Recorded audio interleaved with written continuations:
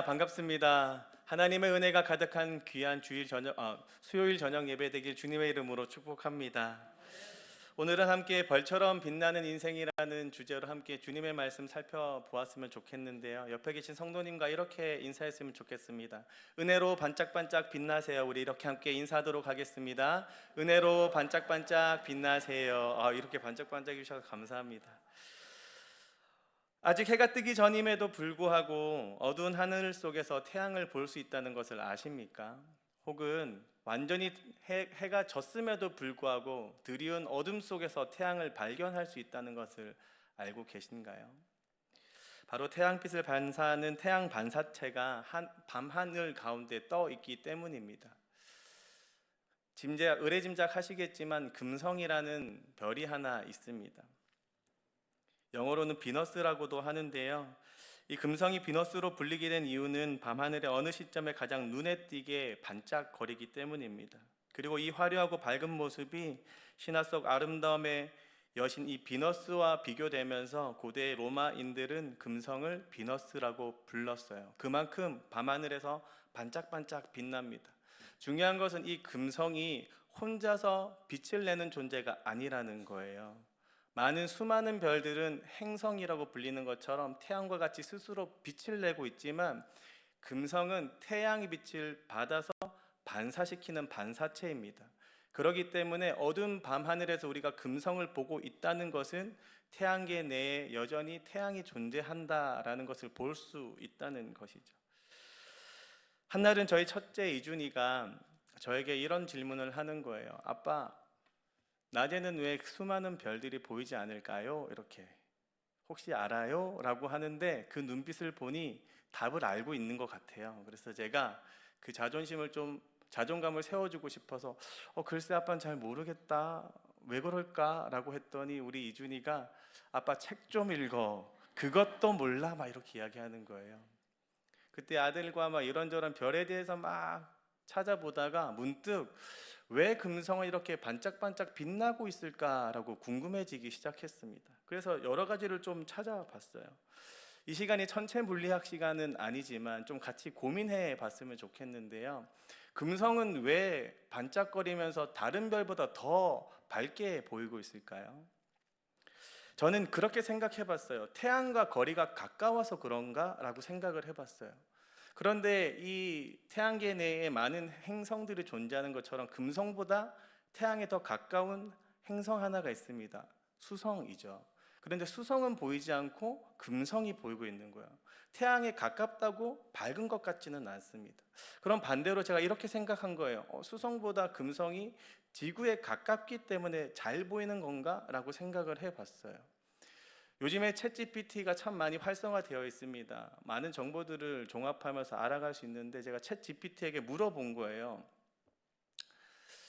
금성과 수성과 화성과 목성과 토성, 천왕성, 명왕성 모든 행성들을 태양과 같은 거리에 두고 그리고 지구와도 같은 거리에 있다면 이해가 되시죠? 지금 표정을 보니까 아이들이 과학을 힘들어하는 이유를 알 것 같아요. 태양에서 많은 행성들의 위치, 그리고 이 행성들에서 지구와의 기치가 똑같다. 모든 조건이 똑같을 때 무엇이 가장 밝게 보이냐라고 물어봤더니 공식을 막 넣더니 막 계산을 하는 거예요. 무엇이 가장 밝았을까요? 사실 행성의 크기 중에서 너무나 큰 이 목성을 좀 제외하면 나머지 행성 중에서 가장 밝게 빛나는 건 여전히 금성입니다. 신기하지 않나요? 태양과 너무 가까워서 밝은 것도 아니고 지구와 가까워서 밝은 것도 아니고 밝은 이유를 제가 물리학적으로 찾아보니 알베도라고 하는 이 반사율 때문입니다. 쉽게 말하면 금성은 스스로가 태양빛을 많이 받아서 많이 내보낼 수 있는 존재라는 거예요. 이 알베도, 이 반사율을 표현하면 금성의 반사율은 75%입니다. 태양빛을 75%나 반사해요. 수성은 얼마나 되시는지 아시나요? 7%예요. 10분의 1 정도밖에 안 됩니다. 제가 왜 계속해서 금성에 대해서 이야기를 하냐면 제가 금성에 대해서 계속해서 묵상하다 보니 마치 그리스도인의 모습이 금성 같아 보였기 때문이에요. 때론 어두운 밤하늘 가운데에서 태양빛을 받아서 태양빛을 반사해내므로 태양의 존재를 증명하듯이 그리스도인도 그래야 될 존재가 아닌가 싶은 거예요. 또 한편으로 빛을 잘 받아서 잘 뿜어낼 때에 하나님을 증명할 수 있는 존재가 우리겠다. 더해서 밤하늘 가운데에서 반짝반짝 빛나면서 길을 잃은 한 사람을 인도해내며 자기가 원하는 목적지를 찾아갈 수 있게끔 하는 이 금성의 목적이 참 그리스도인의 모습과 참 많이 닮았다 여겨졌습니다. 사랑하는 성도 여러분, 그리스도인이 가장 밝게 빛날 수 있는 것은요, 하나님이라는 빛을 잘 받아서 반사율을 많이 회복해서 많이 비춰낼 때 그리스도의 참된 역할을 하게 되는 줄로 믿습니다. 그러기에 사랑하는 성도 여러분, 오늘의 말씀의 시간 또 예배 시간들을 통해서 그리스도의 빛을 잘 발산시켜낼 수 있는 이 반사율을 회복하게 되는 저와 여러분 되길 예수님의 이름으로 축복합니다. 그리스도인은 이 어두운 때에 금성 같은 존재로 하나님이 부르신 거예요. 보이지 않는 하나님을 증명하기 위해서, 혹은 때론 어두운 밤 가운데에서 이정표 같은 역할을 하기 위해서 하나님 불러주신 줄로 믿습니다. 그러기에 그리스도의 빛을 한없이 받는 그 지혜가 부어지기 주님의 이름으로 축복합니다. 더 나아가 한없이 밝혀낼 수 있는 그 지혜가 오늘에 부어지기 주님의 이름으로 축복합니다. 그렇다면 우리는 어떻게 이 반사율을 높이고 그리스도의 빛을 비춰낼 수 있을까요? 함께 사무엘상을 상고하고자 하는데요, 오늘의 사무엘상 시장은 이렇게 이야기합니다. 1절입니다. 함께 읽겠습니다. 1절입니다. 에브라임 산지 라마다임 소빔에 에브라임 사람 엘가나라는 사람이 있었으니 그는 여롬의 아들이요 엘리우의 손자요 도우의 증손이요 숲의 현손이더라. 그냥 족보의 이야기처럼 보이겠지만 사실 이 시대상을 반영하는 문구입니다. 숲의 현손이라고 표현한 것처럼 숲 사람의 자손이에요. 제가 홍씨 가문인 것처럼 이 엘가나는 숲의 자손인 겁니다. 사실 숲에 조상이 있겠죠. 중요한 것은 이 표현 중에 에브라임 사람이라는 표현입니다. 마치 에브라임 지파 사람인 것처럼 표현하고 있지만 역대상 6장 34절부터 38절까지를 보면 이 숲이라는 사람의 조상들을 찾아서 올라가다 보면 고핫 그리고 레위가 나옵니다. 그 말은 뭐냐면 이 사람은 에브라임 사람이라고 표현될 사람이 아니라 레위 사람이라고 표현되어야 하는 사람이라는 거예요. 그런데 왜 독특하게 1절이 엘가나를 에브라임 사람이라고 표현하는 것인가? 저는 레위 사람의 정체성을 잃어버린 현재의 상태를 표현한다 여깁니다.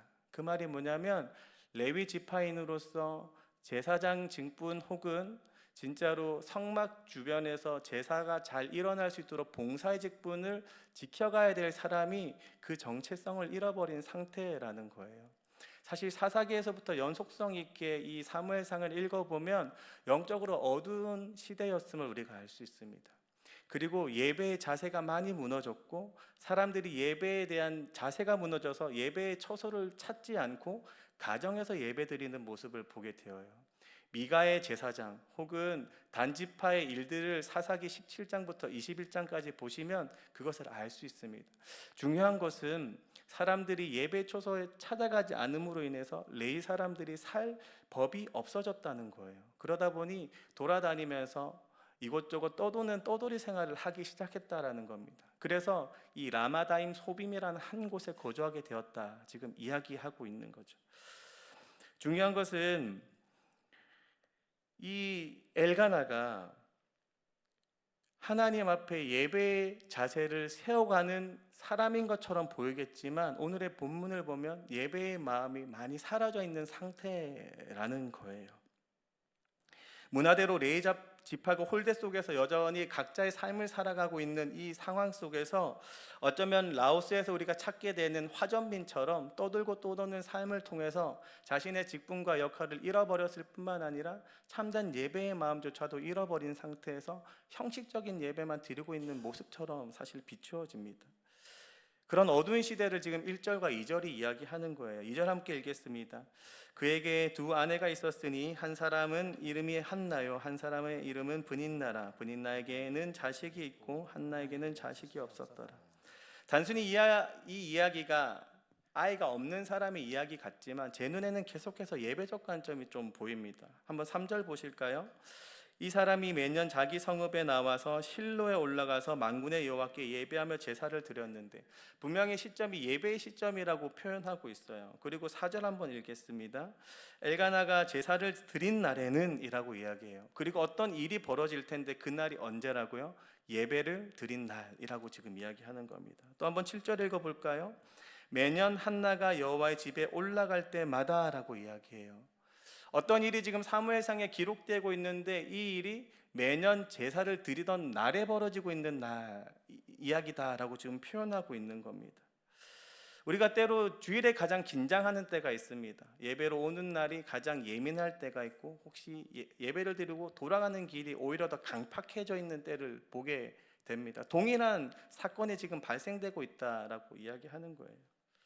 그만큼 이 시대가 예배가 참 많이 무너졌고, 하나님이 예배의 날을 집중할 만큼 예배 초소에서 일어난 일이 심상치 않다라고 이야기하는 거죠. 그러나 이 영적인 어두운 상황 속에서 정확히 반짝거리는 두 별이 뜨게 됩니다. 사무엘상에 나타나는 것처럼 사무엘이라는 큰 별이 하나 뜨고 다시 다윗이라는 큰 별이 뜹니다. 그래서 영적 사사기 시대로부터 400년 넘도록 어둡도록 예배의 모든 자세들이 무너져 있는데, 사무엘과 다윗을 통해서 예배의 마음이 세워지고 성전까지 건축되어져 가는 일들이 지금 기반적으로 나타나는 것이 사무엘상의 이야기입니다. 그리고 놀랍도록 이 위대한 두 별이 뜨는 것에 가장 큰 역할을 한 한나의 이야기가 오늘 기록되고 있는 거예요. 한나는 이 영적 어둠 속에서 왜 유단히 다른 사람과 달리 이 사무엘을 준비하는 사람이 되었고 크게는 다윗을 준비하는 사람이 되었을까?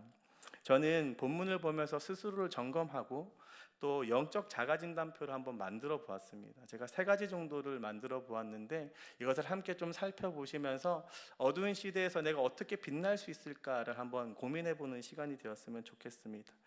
우리의 빛을 회복하기 위한 영적 자가진단표 첫 번째는요, 우리 함께 읽어보도록 하겠습니다. 하나님의 마음 곧 예배의 감격을 얼마나 경험하고 있는가. 마치 금성이 얼마나 많은 빛을 받고 있는가의 문제인 거예요. 사실 분인나는 진주, 보배, 귀한 것이라는 의미입니다. 그런데 그 뜻대로 살지 못했던 것 같아요. 6절입니다. 이렇게 기록해요. 여호와께서 그에게 임신하지 못하게 하심으로 그의 적수인 분인나가 그를 심히 격분하게 하여 괴롭게 하더라. 한나를 괴롭게 하는 사람으로 살아가고 있다라고 기록하고 있습니다. 그리고 7절 한번 읽어볼까요? 매년 한나가 여호와의 집에 올라갈 때마다 남편이 그같이 하며 뭐라고요? 분인나가 그를 격분시키므로. 사람을 괴롭히는 사람으로 살아가고 있는데 가장 괴롭히던 날이 언제라고요? 예배 드리던 날이라고 이야기하는 겁니다. 예배 때마다 사람의 마음을 격분시키는 사람이라는 거예요. 저는 이게 너무나 놀랍습니다. 분명히 예배를 함께 드렸던 게 분인나였고, 예배를 충만히 드렸다면 사람을 격분시키는 사람이 아니라 사람을 품어낼 수 있는 사람이 되어야 되지 않겠습니까? 그런데 오히려 예배의 날에 사람의 마음을 격분시키는 존재라고 이야기하는 거예요. 하나님의 마음을 경험하지 않으면 예배의 자세가 틀어지고 그로 인해서 한 사람을 향한 마음도 틀어짐을 우리가 알게 되는 겁니다.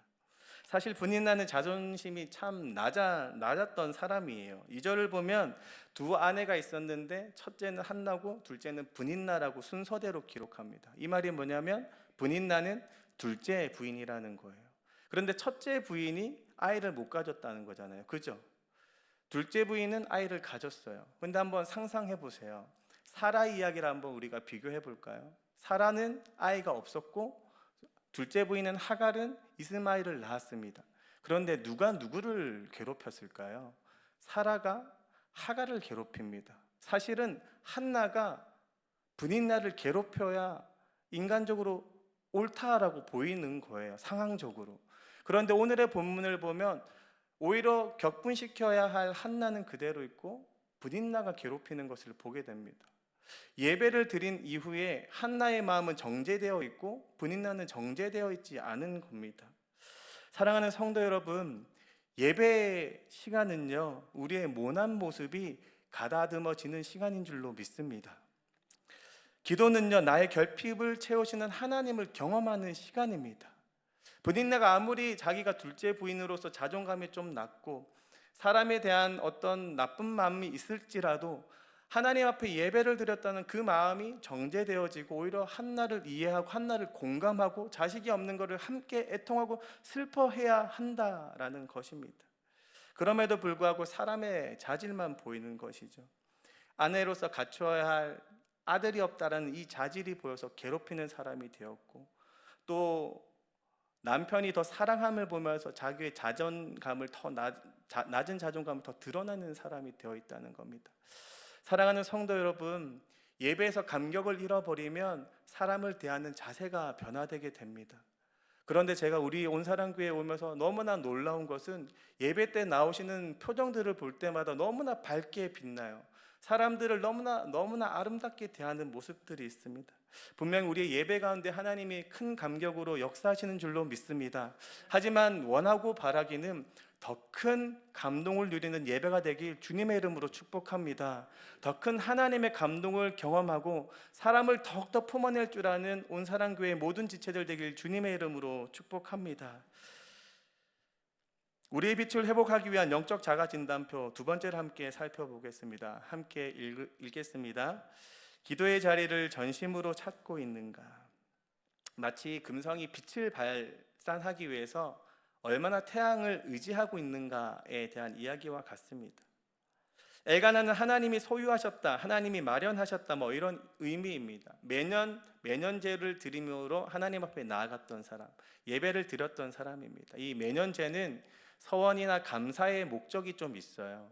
그러니 자기의 어떤 가정을 경영하시는 하나님을 보면서 감사하다고 하나님께 늘 찾아갔던 사람이고, 가족을 다 이끌고 예배하러 갔던 사람입니다. 너무나 아름다운 모습이죠. 그런데 엘가나의 한계는 거기까지입니다. 우리 한번 4절 보실까요? 함께 읽겠습니다. 엘가나가 제사를 드리는 날에는 제물의 분깃을 그의 아내 브닌나와 그의 모든 자녀에게 주고, 5절도 함께 읽겠습니다. 한나에게는 뭐라고요? 갑절을 주었다 이야기하는 거예요. 매년 감사의 예배를 드리고 기쁨의 예배를 드리는 곳 가운데 문제를 더 증폭시키는 사람이 엘가나입니다. 저는 이것도 도저히 이해가 되지 않아요. 분명히 문제는 눈에 보였고 늘 괴로워하고 힘들어하는 한나의 모습이 보였을 텐데 왜 더 괴롭게 만드는 일을 하고 있는가? 하나님 앞에 예배의 진정한 마음, 하나님 이 문제를 해결해 달라고, 하나님 지혜를 달라고 하나님께 찾아간 시간이었다면 그 지혜를 받아서 지혜롭게 해결할 법도 한데 왜 오히려 더 지혜 없는 사람처럼 해결하고 있는 것인가? 저는 이게 너무나 놀라운 겁니다. 그런데 7절부터 한번 8절 읽어보도록 하겠습니다. 7절입니다. 매년 한나가 여호와의 집에 올라갈 때마다 남편이 그가 체함에 브닌나가 그를 격분시키므로 그가 울고 먹지 아니하니 그의 남편 엘가나가 그에게 이르되 한나여 어찌하여 울며 어찌하여 먹지 아니하며 어찌하여 그대의 마음이 슬프냐? 내가 그대에게 10 아들보다 낫지 아니하냐 하니라. 그냥 언뜻 보면 너무나 아름다운 남편이고 사랑스러운 남편이죠. 한나야, 내가 네 고통을 안다. 많이 힘들지, 지금 애통하고 같이 공감하는 것 같지만 사실 보면 거기까지 해야 해요. 남편들이 한 번씩 보면 너무나 급진적으로 나갈 때가 있어요. 한번 보세요. 8절 이후에 내가 그대에게 10 아들보다 낫지 아니하냐. 이 말을 들은 한나의 마음은 어떨까요? 한나의 마음 공감이 지금 안 되십니까? 표정이 지금 공감이 안 되시는 표정 같은데 저라면 화가 더 날 것 같아요. 네가 왼수다 이런 표현 하지 않겠습니까? 이 말을 안 했으면 참 아름다운 남편이었을 것 같아요. 그런데 이것조차도 그냥 할 만큼 지혜 없는 모습을 지금 보여주고 있다 여기는 겁니다. 엘가나를 보면 참 예배를 강조하지만 예배적 삶을 살아내지 못하는 사람인 거예요. 한 사람을 진정으로 공감하는 것이 무엇인지, 그 아픔 속에서 어떻게 지혜롭게 해결해야 되는지, 하나님으로부터 지혜를 받고 마음을 받아서 그 마음을 풀어내지 못하는 한계가 제 눈에 보이고 있는 겁니다. 사랑하는 성도 여러분, 엘가나는 재물을 나눴지만 하나님의 지혜는 나누지 못한 사람입니다. 사랑은 했지만 상처를 덮을 수 없던 한계를 나타내고 있어요. 그런데 한나의 마음을 좀 한번 보실까요? 9절에 이렇게 기록합니다. 그들이 실로에서 먹고 마신 후에 한나가 일어나니 그때 제사장 엘리는 여호와의 문선주 곁 의자에 앉아 있더라.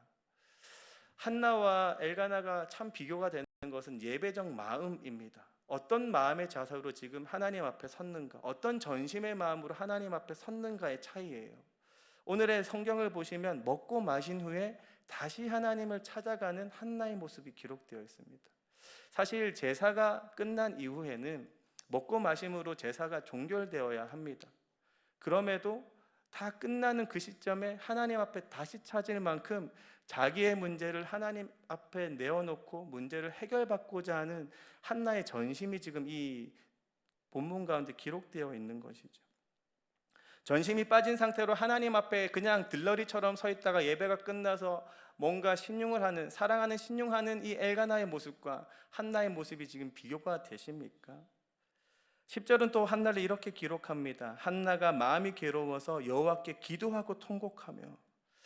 한나는 모든 마음을 하나님 앞에 쏟아낼 줄 아는 사람이었습니다. 그리고 그 쏟아내는 것이 부족했을 땐 다시 하나님 앞에 나아가 또다시 쏟을 줄 아는 사람, 내가 또 그것이 모자라면 또다시 하나님을 찾을 줄 아는 사람, 기도의 자리마다 전심을 다해 하나님을 찾던 사람이 한나였다면 그 마음 없이 그저 형식적으로 하나님 앞에 서 있는 것이 엘가나였다라고 지금 기록하고 있는 것이죠. 사랑하는 성도 여러분, 예배는 모든 문제에 대해 하나님을 전심으로 찾는 시간인 줄로 믿습니다. 기도란 모든 문제에 대해서 하나님 앞에 전심을 다하는 시간이어야 하는 것이에요. 그런 참된 예배자가 되길 주님의 이름으로 축복합니다. 특별히 우리 새벽 기도, 새벽 부흥회가 진행되고 있습니다. 새벽에 때 정말로 하나님 앞에 모여서 하나님 앞에 쏟는 그 행복함이 무엇인지, 그 시원함이 무엇인지를 경험하길 주님의 이름으로 축복합니다. 특별히 우리의 자녀들이 그것을 어렸을 때부터 경험하시길 소망합니다. 정말로 그런 자녀가 되길 주님의 이름으로 축복합니다. 새벽에 나와서 하나님 앞에 아랬을 때 그것을 하나님이 해결해 주시는 그 시원함을 경험하게 되길 주님의 이름으로 축복합니다. 사람에게는요, 잠잠하되 하나님께는 소란스러워야 하는 거예요. 우리의 이 새벽 기도의 시간이, 이 부흥회의 시간이 하나님 앞에 소란스러워지는 귀한 시간이 되길 주님의 이름으로 축복합니다. 우리의 빛을 회복하기 위한 영적 자가진단표 세 번째 한번 살펴보도록 하겠습니다. 함께 읽겠습니다. 시대적 부르심에 대한 반응을 하고 있는가?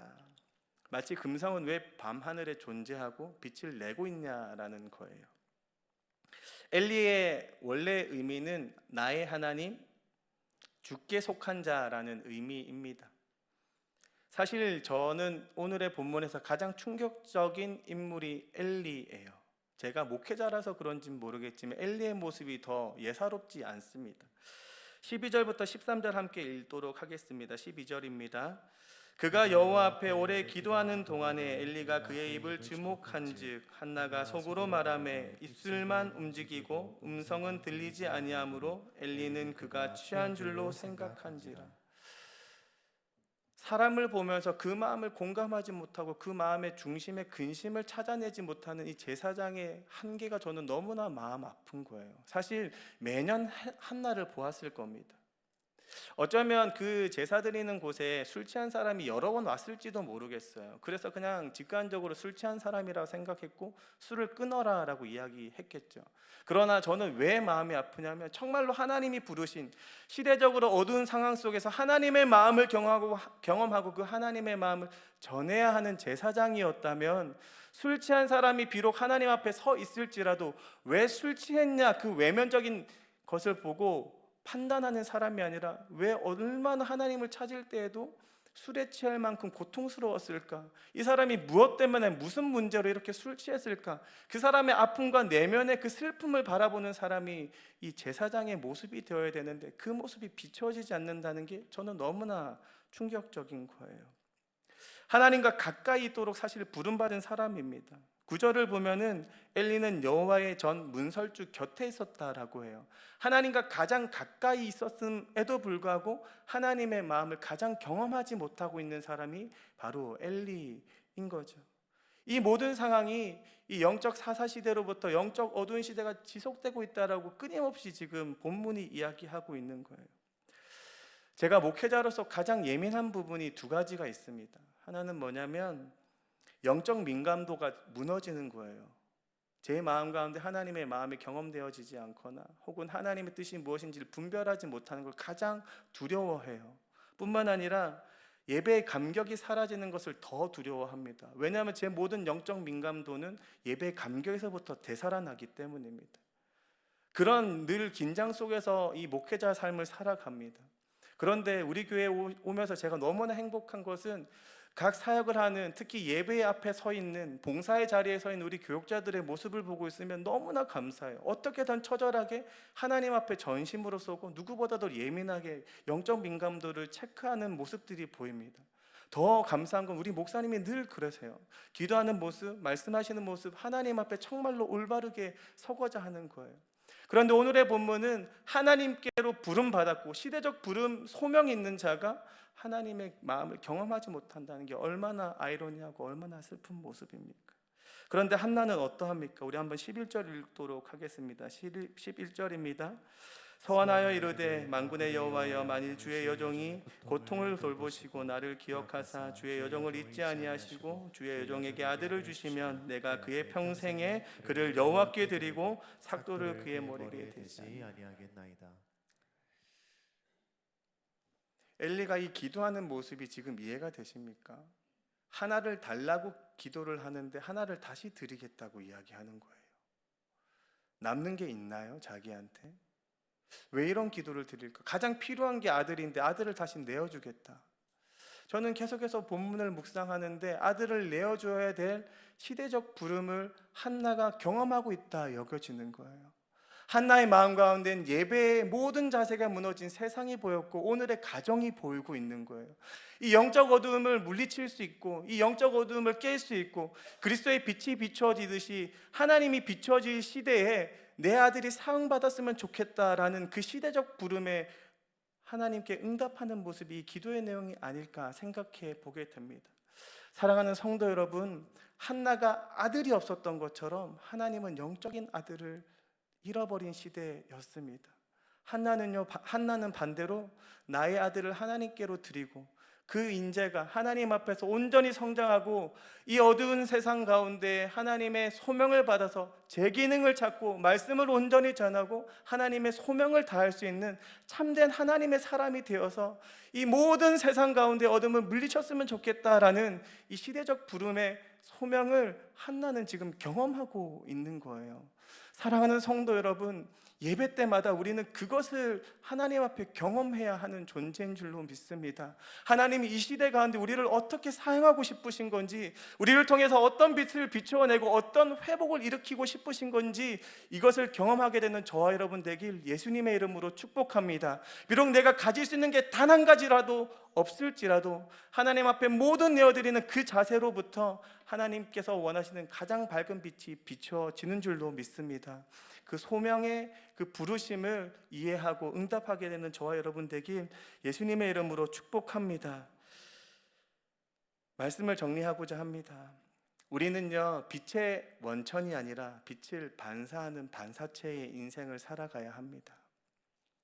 그러나 때로는 우리가 비교하는 의식, 권리의식, 형식주의 혹은 기복주의적인 신앙으로 인해서 우리의 빛을 잃어버릴 때가 참 많습니다. 그것은 종종 외식된 모습으로 혹은 자기중심적인 선의의 모습으로 혹은 긍휼함을 상실한 모습으로 혹은 누군가를 정죄하는 모습으로 외면적으로 드러나고 있습니다. 사랑하는 성도 여러분, 이 모습들이 내 안에 발견될 때마다 내가 그리스도의 빛을 잃어버렸구나 깨달으시고 영적 재진단을 통해서 다시금 그 빛을 회복하게 되는 저와 여러분 되길 예수님의 이름으로 축복합니다. 그것은 예배의 감격을 회복하는 것으로부터 시작하고 그리고 기도로서 하나님 앞에 전심으로 기도를 하는 그 마음이 하나님 앞에 전심으로 서는 마음, 예배를 향하는 마음이 전심으로 하나님 앞에 서는 것으로 시작되고 그 완성은 하나님이 우리에게 주시는 그 뜻이 무엇인지 분별해서 그 뜻을 순종하는 가운데 빛이 발현되는 줄로 믿습니다. 이 모든 과정을 기억하시고 이 어두운 시대 가운데 밝게 빛나는 저와 여러분 되길 예수님의 이름으로 축복합니다. 그런데 저는 이 본문 속에서요, 정말로 잊지 않아야 될 하나의 마지막 체크리스트가 보입니다. 어떤 인생이 되고 싶은가예요. 제가 질문 한번 해보도록 하겠습니다. 만약 여러분들이 선택할 수 있다면 진주처럼 너무나 아름답고 가지고 싶은 걸 다 가지고 있는 분인나의 인생이 되고 싶나요? 아니면 모든 것이 꽉 막힌 채로 그저 내면적인 영성만 있는 한나가 되고 싶으신가요? 아마 속으론 이렇게 생각하시는 분이 있을 거예요. 분인나처럼 모든 걸 가지면서도 내적인 영성이 있는 사람이 됐으면 좋겠다, 이런 생각을 하실 수도 있으시겠지만, 성경은 끊임없이 재물과 하나님을 겸하여 섬길 수 없다라고 이야기합니다. 오늘의 사건의 발달은요, 명확하게 하나님이 일으키신 사건이에요. 5절 6절 함께 읽겠습니다. 이렇게 기록합니다. 한나에게는 갑절을 주니 이는 그를 사랑함이라. 그러나 여호와께서 그에게 임신하지 못하게 하시니. 6절 다시, 여호와께서 그에게 임신하게 하지 못하게. 어쩌면 하나님은 한나에게 가장 큰 고통과 어려움을 주시면서 하나님만을 전적으로 의지하게 하시고, 그것을 통해서 시대가 요구하는 빛을 발산하는 반사차가 되길 원한 거 아닌가라는 생각을 하게 됩니다. 사랑하는 성도 여러분, 고난을 벗어버리고 고난에 떠나서 살고 싶겠지만, 고난 가운데 하나님을 의지하는 것만이 우리의 빛이 가장 밝게 되는 그 일이 되는 줄로 믿습니다. 고난을 대하는 자세로부터 우리의 빛이 발현된다는 것을 기억하시길 소망합니다. 고난이 없는 삶을 꿈꾸는 것이 아니라 고난 중에도 하나님을 더욱더 의지하는 그 삶을 꿈꾸시면서 하나님이 꿈꾸시는 대로 이 어두운 세상 가운데 빛을 밝게 비춰내는 저와 여러분 되길 예수님의 이름으로 축복합니다. 기도하겠습니다.